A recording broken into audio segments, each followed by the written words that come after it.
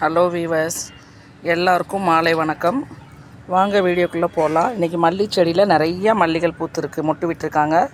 நாளைக்கு காலைல மலர்றதுக்கு அதெல்லாம் பறிக்கலான்னு அப்படியே வந்திருக்கேன், பறிச்சிட்ருக்கேன். பாருங்கள், தெரியுதா உங்களுக்குன்னு பாருங்கள்.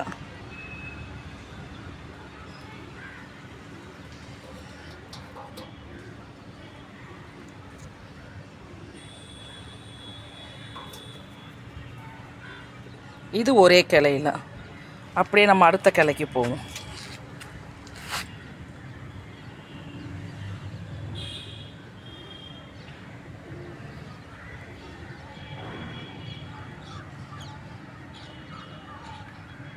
இது அடுத்த கிளையில், இது மூணாவது கிளையில்.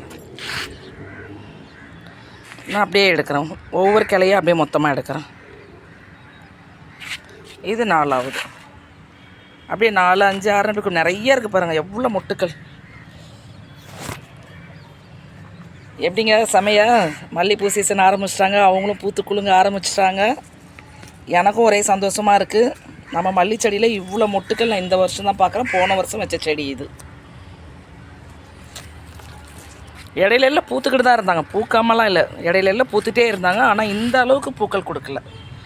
இந்த நிறைய பூக்கள் எனக்கு ரொம்ப சந்தோஷமாக இருக்குது. நான் நிறைய மல்லி ஜாதினா எனக்கு ரொம்ப பிடிக்கும். இந்த பூக்களை பார்த்தோன்னா பயங்கரமான சந்தோஷங்க, சொல்ல முடியலங்க, அந்த அளவுக்கு சந்தோஷங்க எனக்கு. அடுத்த செடி ராஜமல்லி. அவங்க என்னன்னு தெரியலங்க, யார் ஆட்டி விட்டான்னு தெரியல. 2 பூ வந்து 2 கிளை வாடி இருக்காங்க. என்ன விஷயம்னு தெரியல. மற்றதெல்லாம் நல்லா தான் இருக்காங்க. மொட்டுக்கள் இங்கேயும் நிறைய தான் இருக்காங்க. இது ராஜமல்லி.